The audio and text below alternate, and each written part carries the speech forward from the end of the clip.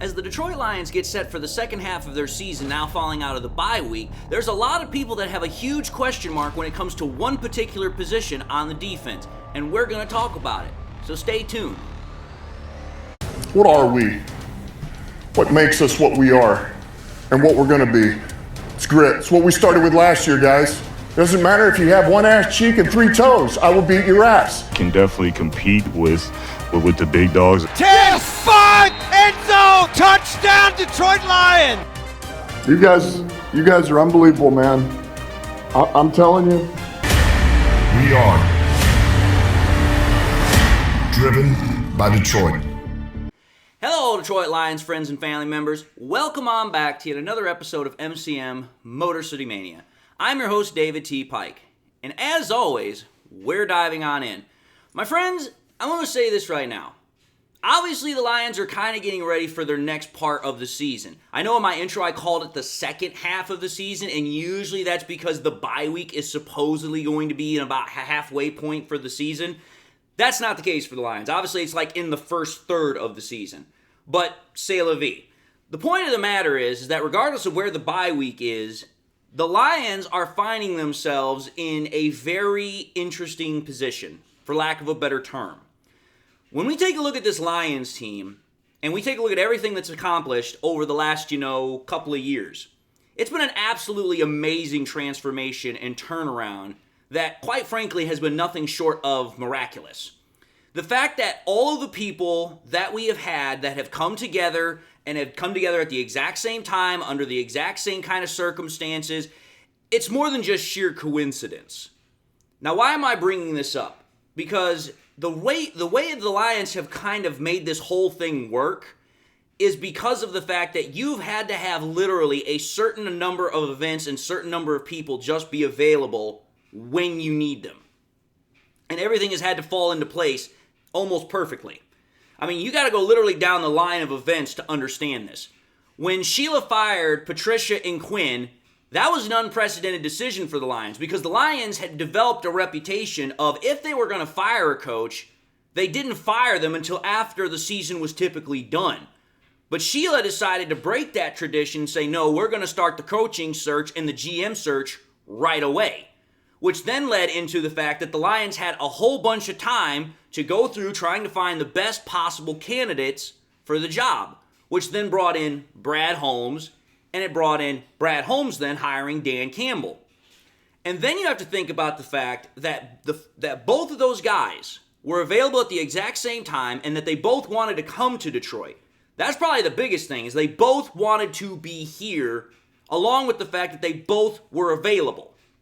Then you go into the next part of the equation, which was, hey, Matthew Stafford obviously wanted out. We all know this. But then having the ability to get Jared Goff from the Rams, then get all those picks to go with it, again, that working out the way it did was, again, nothing short of coincidence.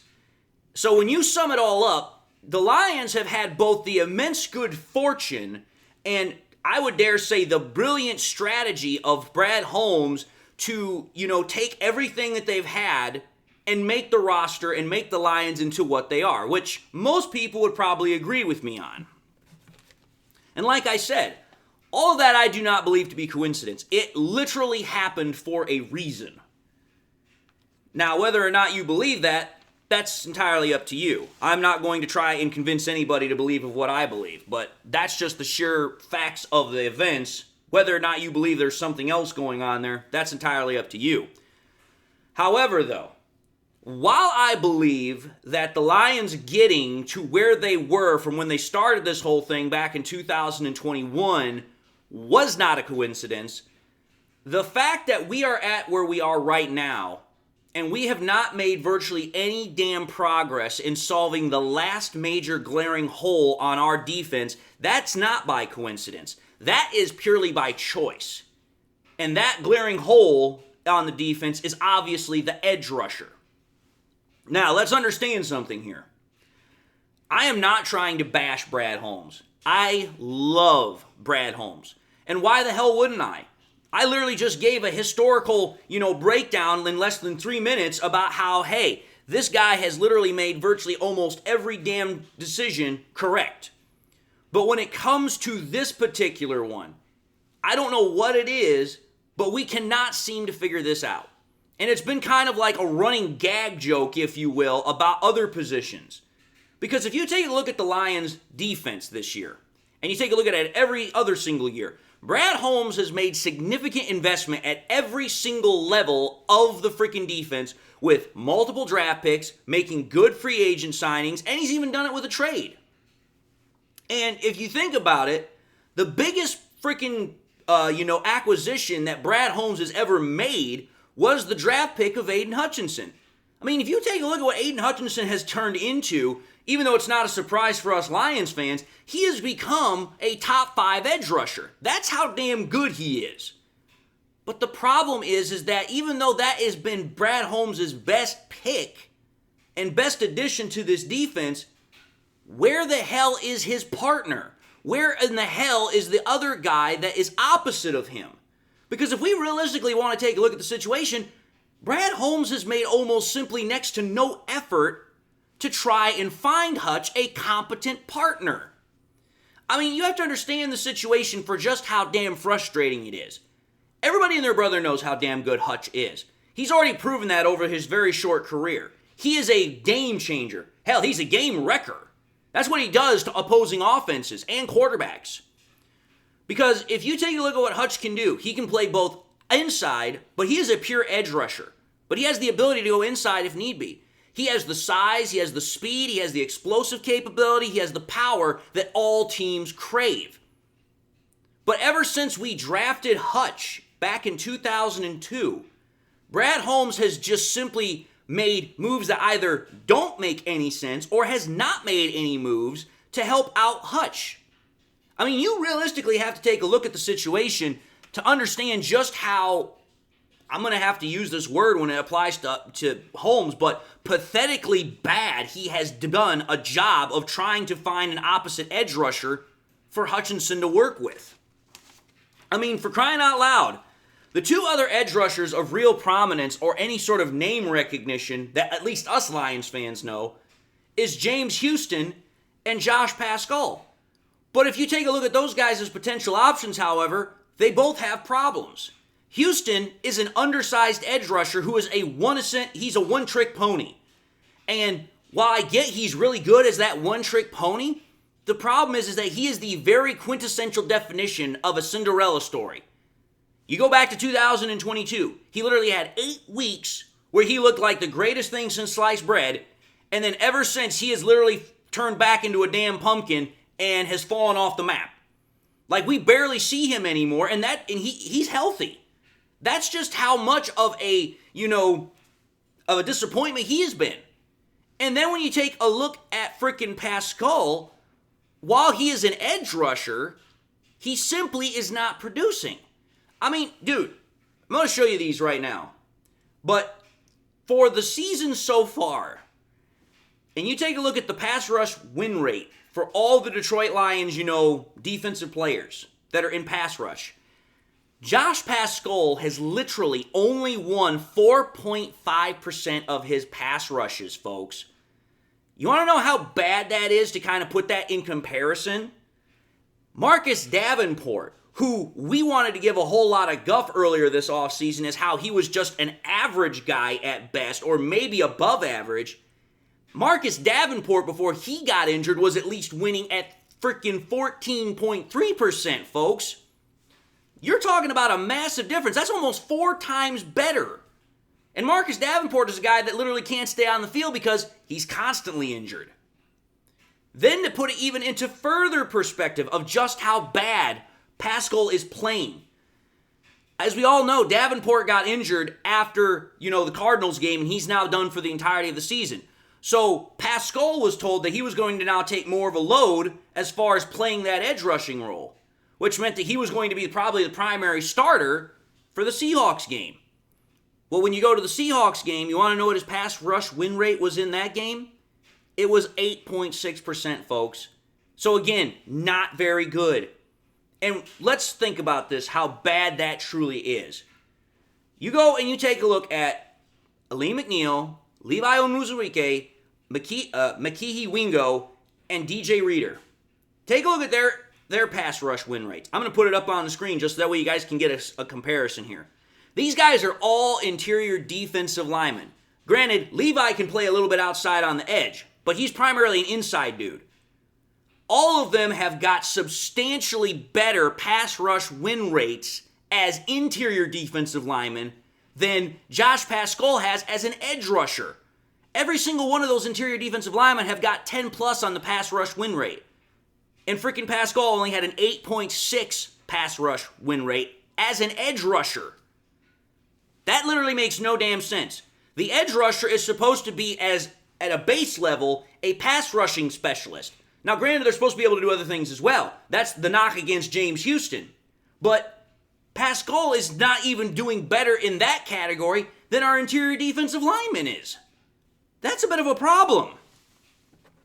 Now, that's only part of where this thing gets kind of bad. Because again, like I said, in that game against Seattle, Paschal only had an 8.6 pass rush win rate. Okay, if you all remember my episodes prior to the game against Seattle, think about this, folks. I kept harping on the fact of how damn horrendous the Seahawks pass protection was. Going into that matchup against Seattle, the Seattle Seahawks offensive line was graded by PFF as the 29th worst pass blocking unit with a 53.2 pass grade. And according to ESPN Analytics, their pass block win rate was ranked 30th with a mere 38%. And on top of that, going into the game, their offensive line was allowing pressure on Geno, 38.1% of his dropbacks, 10th most. That right there should tell every edge rusher, every freaking defensive lineman in a room, oh, we are going to have opportunities to get after this dude. But yet, despite all of that evidence, despite how literally bad the Seattle Seahawks offensive line was going into that game, Josh Paschal could only win on 8.6% of his pass rushes. You have that bad of an offensive line, and you can't even crack 10% when in comparison to the interior defensive linemen. My point is very simple here. How in the hell can Paschal be allowed to continue being the other starting edge rusher primarily when he's being beaten out by interior defensive linemen who are supposedly not pass rushing specialists in comparison? Because when you take a look at everything, not even just in terms of the game itself, but in terms of so far on the season, he's completely being destroyed in terms of that category of pass rush win rate by all the same guys that I just mentioned. And then when you put it, dude, this is where it gets really bad. Levi Onwuzurike literally nearly had to be forced to retire medically because of a back injury. He was that damn close to being done with his NFL career because he could not play. But yet, ever since he's been fully rehabbed, Levi Onwuzurike is freaking making Josh Paschal look like he's a nobody. And that was, again, with Levi Onwuzurike nearly having to be medically retired because of a back injury. That right there ought to tell you something, that Paschal is just not cutting the cheese. He's not making the cut. So then that brings us to the whole point of this episode. It's painfully obvious, it is simply obvious, that the Lions have got to find someone somewhere else better than Paschal for this defense, because we're trying to go to a Super Bowl. You cannot try and do that if you have got a very glaring hole like what you have with Paschal on this defense. And when you take a look at the situation for what it is, the Lions don't really have a whole hell of a lot of options. You take a look at the free agency market, there's damn near nothing. There were a couple of guys about a couple of weeks ago that we could have gone after. We could have gone after Yannick Ngakoue. We could have gone potentially after Randy Gregory earlier on. But both of those guys are no longer available. So free agency is pretty much a bust. There's nobody really out there that is going to give us a massive boost or better than Paschal. And since the draft is literally months on months away, that's irrelevant and that's pointless. So literally the only option that the Lions have left is to trade, which is something that a lot of people have been talking about, myself included. And when we're talking about the guys that you could trade for, There's literally only 3 guys that constantly keep getting brought up, and that are as what I would say possible options, or they are what I would call dream options for fans. And these are the guys that people keep talking about as quote-unquote being available, and that's Max Crosby, Trey Hendrickson, and Hassan Reddick. Now, let me put something out here as I go through all these guys. These are what people are talking about. Does not necessarily mean that it has any sense in realism. Because let's start with that first one there. Max Crosby, there is no way, no how, no chance in hell that that's ever going to happen. And I knew that literally from day one. Because let's be real, everybody. As much as we would love to have Max Crosby, because of the Eastern Michigan connection, because of the fact that he has said that the only other team he would like to play for other than the Raiders would be the Lions, there is simply no way in hell that the Raiders were ever going to let go of arguably at this point their best player. That's how good Max Crosby is. He is, again, much like Hutch, a game changer and a game wrecker. But freaking the Raiders just signed him to a contract extension not that long ago. So they're not going to throw away all that money when he's still producing at a very high level, number one, and he wants to be there, because that's the big problem here.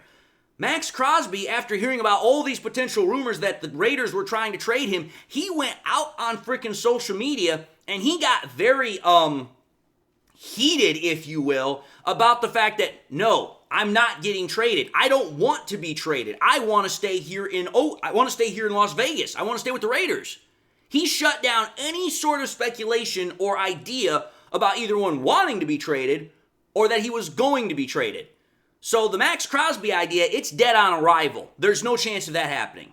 That's number one. Then we get to Trey Hendrickson. This is the guy that I have constantly suggested was the best option for us. Because, one, the Bengals right now are 1-4. And when I initially talked about Hendrickson, they were 0-3. But if you think about it, even though that the Bengals now have a win, historically, teams that start out 1-4 are almost never going to make the playoffs. In fact, right now, the Bengals' odds of making the playoffs are at just 15%. So, yeah, it's not looking too particularly good for the Bengals. And again, when you take a look at how bad their defense has been playing, when you take a look at the fact that even though Joe Burrow is playing out of his damn mind, they're 1-4, you have to start seriously looking towards the future about how you are going to get your roster reset going forward. And when you take a look at how bad the Bengals have been self-imploding, it's abundantly obvious that changes are most likely going to be coming this offseason for that franchise. But there is a silver lining for the Bengals, which is what is the big problem for the Lions right now. The Bengals right now have got a little bit of leniency in the fact that their upcoming schedule can give them some buoyancy to their whole season as far as not having to officially shut down and think that their season is done. Because right now they're 1-4, like I said. But their next 4 games are very, very winnable. They're then on the road against the Giants. They can definitely win that game. They're then on the road against the Browns, probably the most dysfunctional team in the NFL right now. They can definitely win that game. Then they're going to play at home against the Eagles. They can definitely win that game. And then they finish it all off at home against the Raiders. They can win that game too. If for whatever reason, the Bengals now go on a run and they win their next 4 games, they go from 1-4 to 5-4. At that point then, Cincy's not going to give up on anything because now they have a winning record at the halfway point of the season. That's important because if that happens, the Lions are not going to have really any options left. Because Trey Hendrickson is the best fit and best available player that the Lions could have, realistically, until you get to the offseason, when you could potentially go into free agency, or you could potentially, draft a player or make a trade for somebody else. So there is a lot of real, I would say stakes on what is about to happen here over the next couple of games, especially if we're talking about trying to make a move for Trey Hendrickson. Now, I know this. This is where I'm going to kind of wrap this whole episode up. I know there are still people that want to talk about going after Hassan Reddick. I'm sorry, that's not going to happen. I don't care what anybody says. The freaking Lions are not going to go after Hassan Reddick because Hassan Reddick has shown no interest in being a team player. And Brad Holmes and Dan Campbell don't want guys that are not team players. Think about it. Hassan Reddick he requested a trade from the Eagles, got traded to the Jets. As soon as he got to the Jets, he's talking about how he's so excited to play for the team, but he's saying he is not going to do anything for the team until he gets the new contract that he wants. Which the Jets tell him, we will work on you with a contract as soon as you report into the building. Hassan Reddick says, no, I want my contract before I come in. And that's where the standoff has been. That right there is not being a team player. That right there is being a me player. It is all about me. It is all about what I want. And then you have to think about it from this perspective. The Jets right now are struggling. They're 2-3. They could use a player like Hassan Reddick to really help them out. But Reddick is still sitting over there, kind of like with his arms crossed, and he's like, nope, I'm not stepping in until I get what I want. Do you honestly think that Brad Holmes and Dan Campbell are going to sign off on a player that is literally being that damn selfish, that is that damn all about himself? There's no chance in hell. I don't care how special of a player you are. I don't care how many sacks you've had over the last couple of years. You aren't worth it. You at that point are a headache. You at that point are a locker room cancer.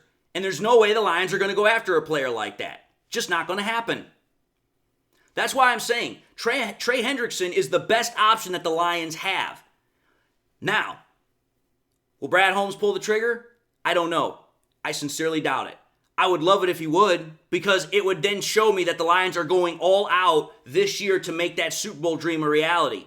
And it wouldn't even be just for this year. They would have Trey Hendrickson for next year as well. So they would be investing for at least 2 to 3 years. But I also know that everybody's going to start talking about the cap space, signing Hutch, signing all these other players, Lee McNeil, and it's like, listen, I have total trust in the fact of Brad Holmes being able to work all that out.